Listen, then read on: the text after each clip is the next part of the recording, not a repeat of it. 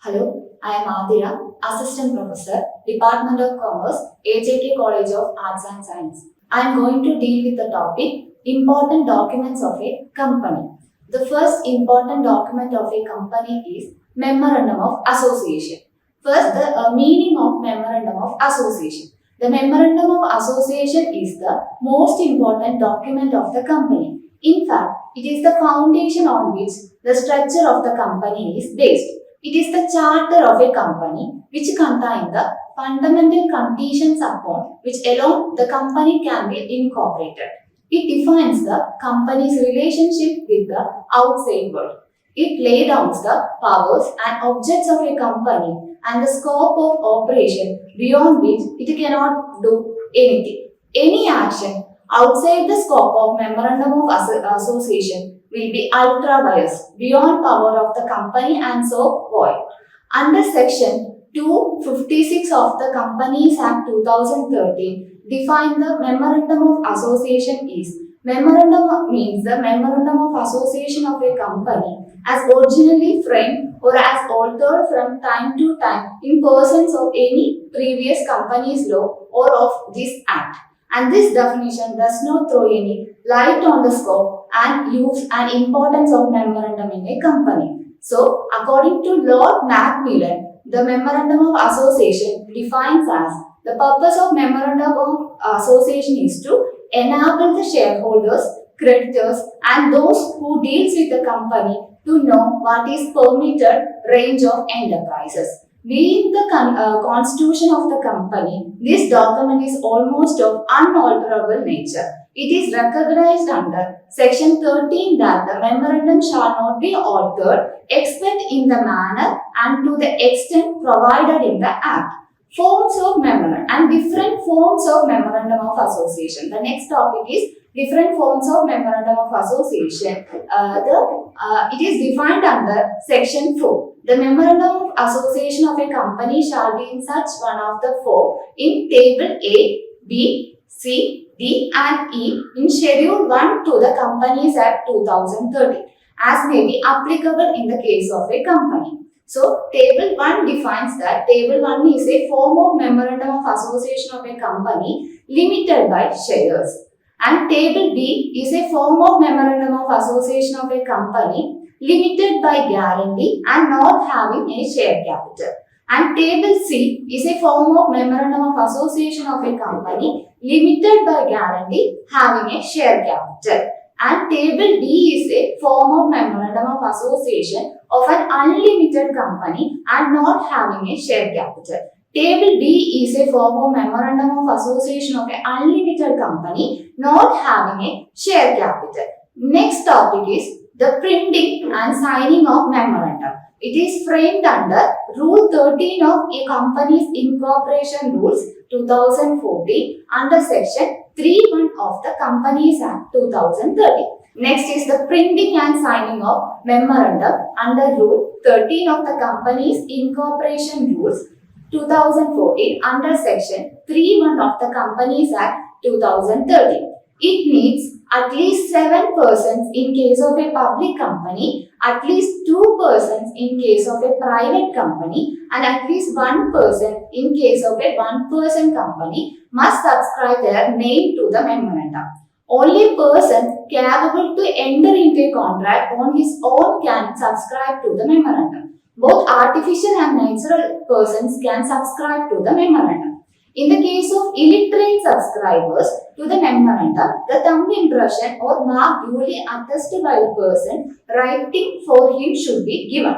And the memorandum shall be printed and computer printing is recognized for this purpose and it shall be divided into paragraphs numbered consecutively and shall be signed by each subscriber with his address, description and occupation added in the presence of at least one witness who will at least the same. Next, the different parts of memorandum. So, the memorandum of association has different parts. As an important document which outlines the company's laws under which company will work and function. It has several clauses which define some pertinent aspects under provisions of the Companies Act 2014, which are as the different parts are name clause, situation registered state clause, object clause, liability clause, capital clause, subscriber clause. Now let us discuss them in detail.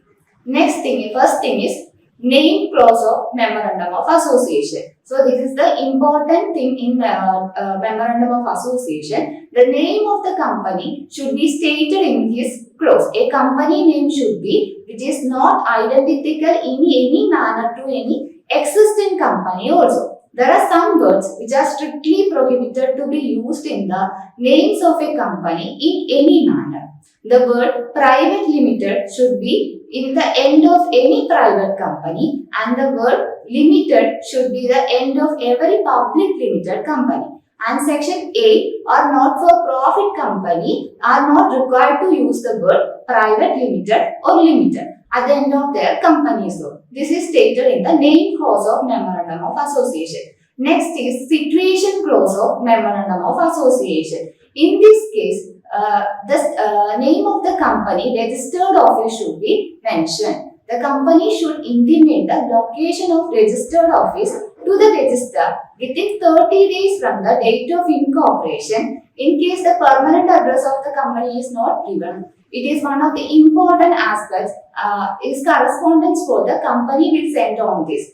Note that just a few months also company may have been strike of name has been removed due to non-maintenance of registered address of a company able to receive and acknowledge the letters of a company. Once a company has been registered, it should have a proper registered office until the company is closed. So this is stated in the situation clause. And next is object clause of memorandum of association.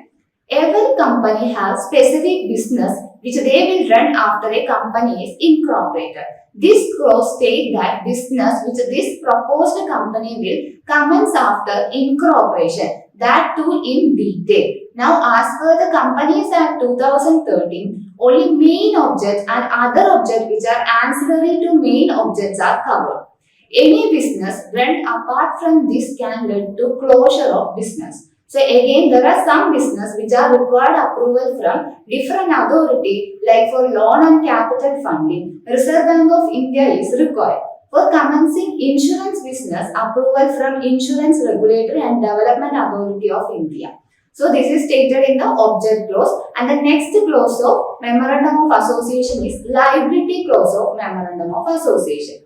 This clause states that the liability of the members of the company. The liability can be limited or unlimited, which means at the time of winding up of a company. A company with limited liability, members are required to pay the amount up to the value of nominal value of shares taken by them, but in the case of unlimited members are required to pay without any limit for the debt or payment of company which is required to pay. So the next clause is capital clause of memorandum of association. This clause states that authorized capital of the company and total number of shares along with the value of per shares. This is the limit of the company can raise its capital maximum amount. For example, if a company's authorized capital is 10 lakh and the paid up at the time of incorporation is 1 lakh, the company can raise its capital up to 9 lakhs, but nothing more than 9 lakhs. There is no limit for amount of authorized capital a company can have in its India as per the Companies Act 2013. Next is the subscription clause of memorandum of association. This is the last clause of the memorandum of association. It contains the name and address of the first subscribers. The subscribers to the memorandum must take at least one share. The minimum number of members is 2 in case of private company and 7 in case of public company and 1 in case of one-person company as per the Companies Act 2013. The above clause are required to be inserted. Omission of any of above clause will lead to refusal of company incorporation by registrar of the companies. Next topic is the alteration of memorandum. How to alter the memorandum of association. The memorandum of association of company, being its charter, the right of the company to alter its content is rigidly limited by the provisions of the Act. Section 16 of the Act provided that a company shall not alter the conditions contained in its memorandum except in the case, in the manner and to the extent provided in the Act. How to alter the name clause of the Memorandum of Association? So the change of name. The company can change its name. For this purpose, it must first pass a special resolution and then obtain a approval of the central government in writing. However, no such approval is necessary for merely including or deleting the word private consecutive on the conversion of the public company into private company and vice versa.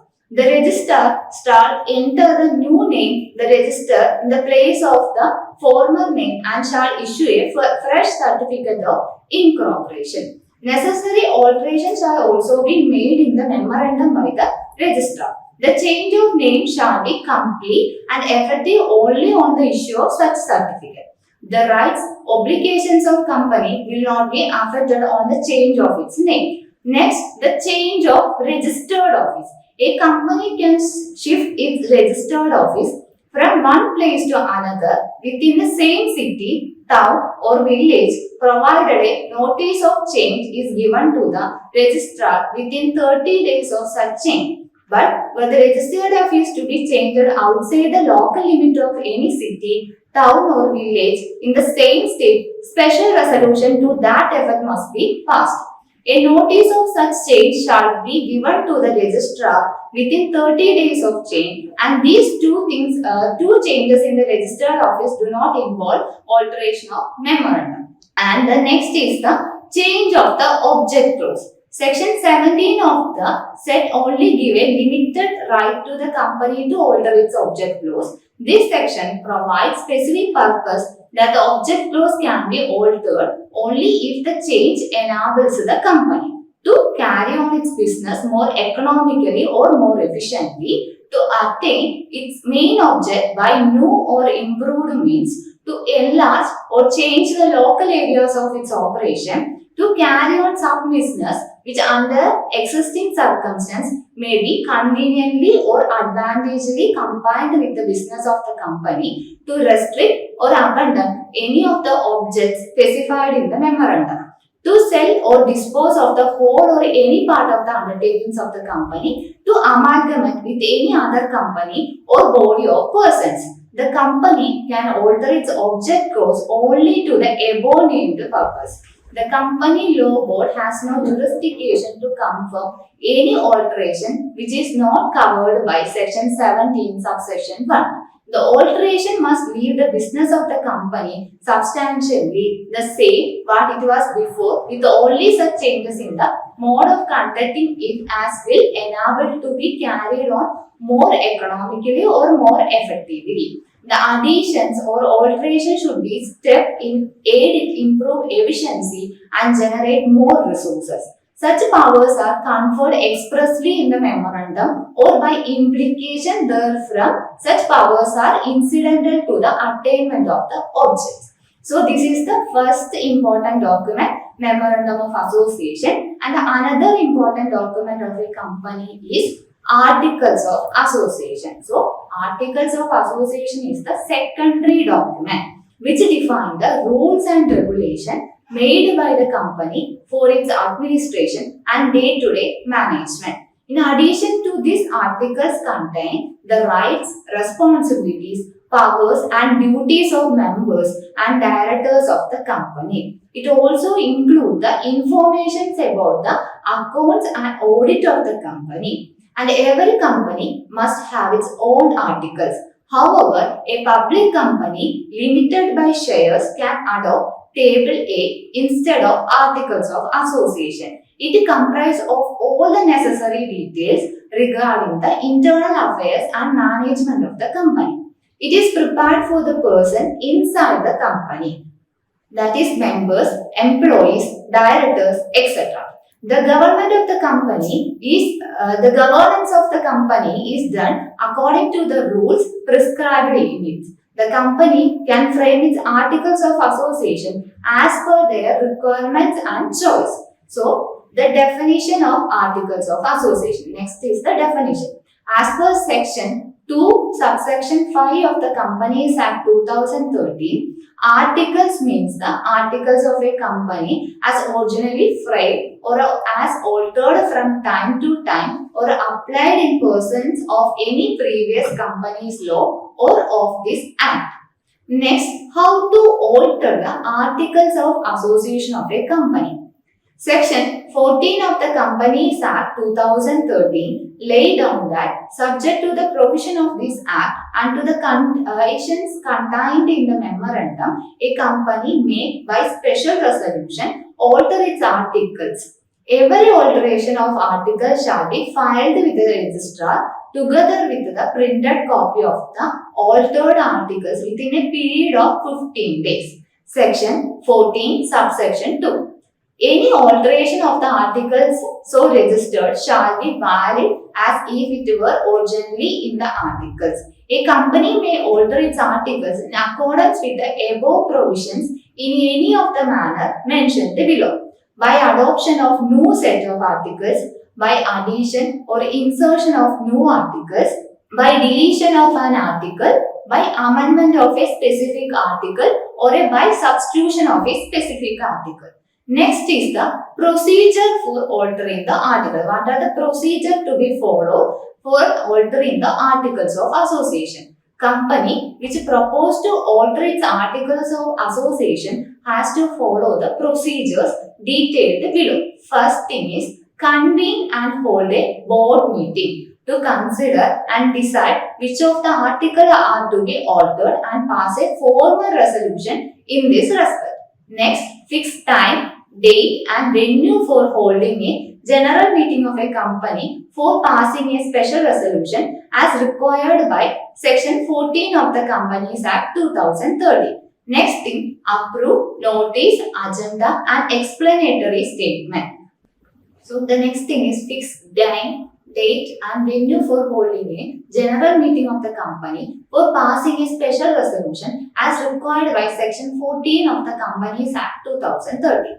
Next thing is approve, notice, agenda and explanatory statement.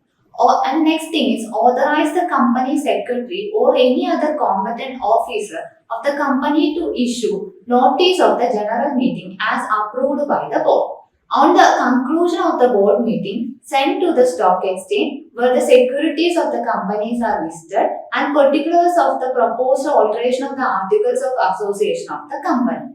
And another procedure is issue notice of the general meeting along with the explanatory statement to all the members, directors and the auditors of the company. Also forwarded 3 copies of the notice of the general meeting to the concerned stock exchange as per the listing agreement. Next is hold the general meeting and have the special resolution passed.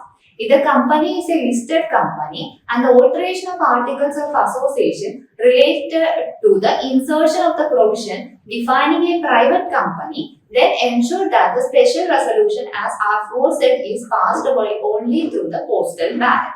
And last thing is forward a copy of the proceedings of the general meeting to the concerned stock exchange as per listing agreement and file with the registrar of the companies 14 along with the certified copy of special resolution and the explanatory statement annexed to the notice of the general meeting at which the resolution was passed and copy of the articles of association within 15 days of passing of resolution along with the prescribed filing fee and make necessary changes in all the copies of articles of association of a company lying in the office of the company. So this is the articles of association. So the 2 important documents of a company is memorandum of association and articles of association.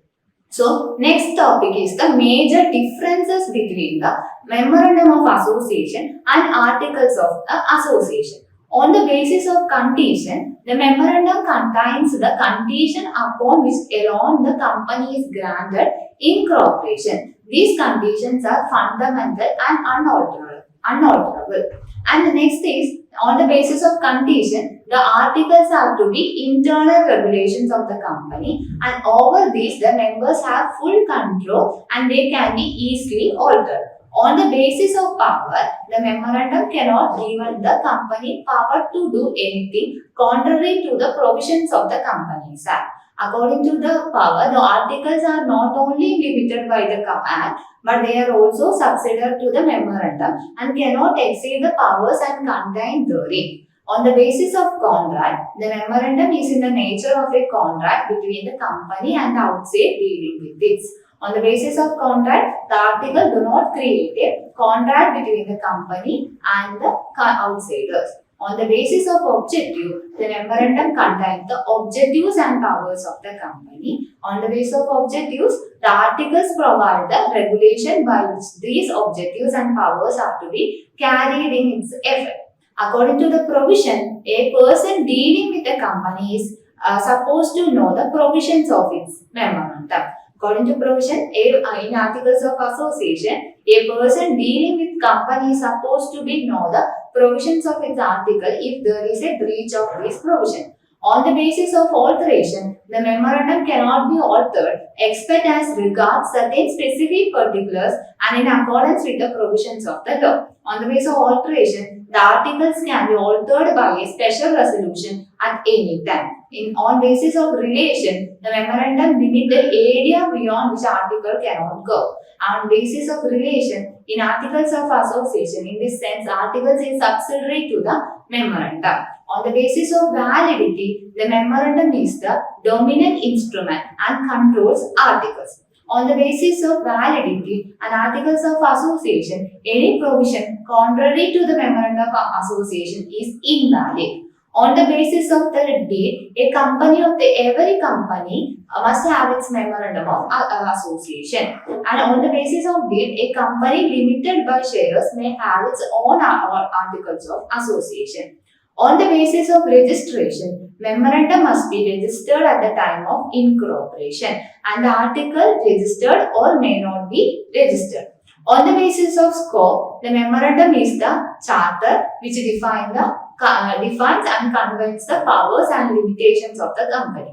On the basis of scope, the articles indicate the duties, rights and powers of the members who are entrusted with the responsibility of running the administration and management, and the different terms related with the memorandum and articles. First term is doctrine of ultra-virus. Ultra means beyond and virus means power. The term ultra-virus is a company means that the doing of the act is beyond the legal power and authority of the company. The doctrine of ultra-virus is important in defining the limits of the power conferred on the company by its memorandum of association. According to this doctrine, the powers of the company to enter into a contract or transaction is limited by the ambit of the object clause of the memorandum and the provisions of the Companies Act. Whatever is not permitted by the object clause and the act is prohibited by the doctrine of ultra-virus.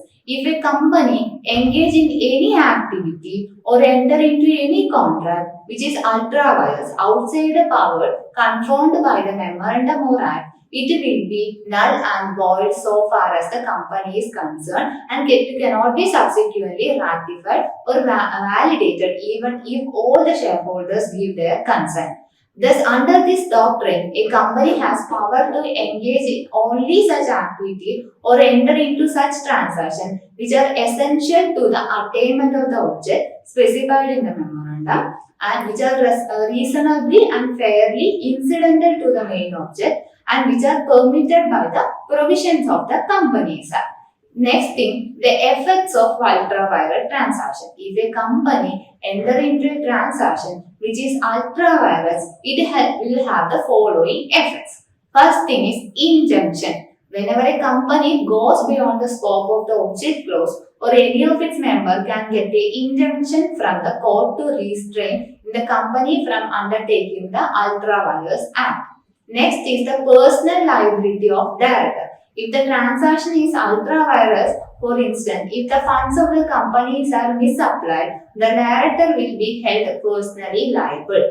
Next is ultra-virus contract. Contract entered into by a company which are ultra-virus are void ab initio and unenforceable. Next is property accrued ultra-virus. If a company accrued any property under an ultra-virus transaction, it has the right to hold the property and protect it against damage by other person. Next effort is ultra-virus torts. A company is not liable for torts committed by its agents or employees in the course of ultra-virus transaction. Next is constructive notice of memorandum and articles. Another term is constructive notice of memorandum and articles. Constructive notice, the legal fiction that signifies that a person or entity should have known as reasonable person would have even if they have no actual knowledge of it. For example, if it is not possible to serve notice personally, then someone may be posted on a court as bulletin board or legally advertised in the approved newspaper. The person is considered to have received a notice even if they were not aware of it. In companies, law of doctrine of constructive notice is a doctrine where the all person dealing with the company are deemed or constructed to have knowledge of the company's articles of association and memorandum of association. The doctrine of indoor management is expected in this rule. Next is doctrine of constructive notice. The memorandum and article on registration assumes the character of a public document. The office of the registrar is a public office and document registered there are open and accessible to the public at large. Therefore, every outsider dealing with the company is deemed to have notice of the contents of memorandum and article. This is known as the constructive notice of memorandum and article. Under the doctrine of constructive notice, every person dealing or proposing or entering into the contract, the company is deemed to have a constructive notice of the contents of its memorandum and article. Whether he actually read them or not, it is presumed that he has read this document, has ascertained the exact powers of the company to enter into contract. The extent to which these powers have been delegated to the directors and the limitation to such power. He is perceived not only to have read them, but to have understood them properly. Consequently, if a person enter into a contract which is ultra-virus to the memorandum or beyond the authority of the director conferred by the article, then the contract will become invalid and he cannot enforce it, and notwithstanding the fact that he is acted in good faith and the money was applied for the purpose of the company. Next term is doctrine of indoor management. Doctrine of indoor management follows from the doctrine of constructive notice, lie down in various judicial decisions. The hardship caused to outsider dealing with the company by the rule of constructive notice have been sought to be softened under the principle of indoor management. It affords some protection to the outsider against the company. According to this doctrine, after satisfying themselves that the proposed transaction is intra-virus, the memorandum and articles, the person dealing with the company are not bound to inquire whether the internal proceedings were correctly followed. They are entitled to assume that the internal proceedings relating to the contracts are regular as per the memorandum and article. When an outsider enters into a contract with a company, he is presumed to have a knowledge of the provisions of the memorandum and articles as per the doctrine of constructive notice. But he is not required to go beyond that and to inquire whether the internal proceedings required by these documents have been regularly followed by the company. They need not to inquire whether the necessary meetings was convened and held properly or whether necessary resolutions was passed properly. They are entitled to take it for granted that the company had gone through all these proceedings in a regular manner. This is known as the doctrine of indoor management. There are some exceptions to the doctrine of indoor management. No benefits under the doctrine of indoor management can be claimed by a person under the following circumstance. where a person dealing with the company has actual or constructive notice of any irregularity in the internal proceedings of the company, where a person did not in fact consult the memorandum and articles of the company and consequently did not act on knowledge of this document, where a person dealing with the company was negligent and he had not been negligent could have discovered the irregularity by proper enquiries, where a person dealing with the company relies upon a forged document or the act done by the company is void, where a person enter into a contract with an agent or officers of the company and the act of the agent or officer is beyond the authority granted to him. So these are the important documents and terms related with the memoranda and articles. And next important document of a company is prospectus. According to the Companies Act 2013, define prospectus means any document prescribed or issued as a prospectus and include a red herring prospect referred in section 32 or shell prospect referred in section 31 or any notice, circular, advertisement or other document inviting offers from the public for the subscription or purchase of any securities of a body corporate. Next, the matters to be stated in the prospect. What are the matters are stated in the prospect according to section 26. A prospect may be issued by or behalf of a public company either with reference to its formation or subsequently or by on behalf of any person who is or has been engaged or interested in the formation of a public company. Next, the important contents or informations in prospects. Every prospect shall state the following information: name and address of the registered office of the company, company secretary, chief financial officer, auditors, legal advisors, bankers, trustees, if any, underwriters, and such other person as may be prescribed. Next, dates of the opening and closing of the issue and declaration about the issue of allotment letter and refunds with the prescribed time. A statement by the board of directors about the separate bank account where all monies received out of the issues are to be transferred and disclosure of details in all monies including utilizing and unutilized money out of the previous issue in the prescribed manner. Another information is detail about underwriting of the issues. And next thing is consent of the directors, auditors, bankers to the issue, expert opinion, if any had of such other person as may be prescribed. Next is the authority for the issue and the details of the resolution passed therefore, and the procedure and time schedule for the allotment and issue of security. And next is capital structure of the company in any prescribed manner. Main object of the public offer, terms of present issue and such other particulars as may be prescribed. And next thing is the main object and present business of the company and its location and schedule of implementation of the project.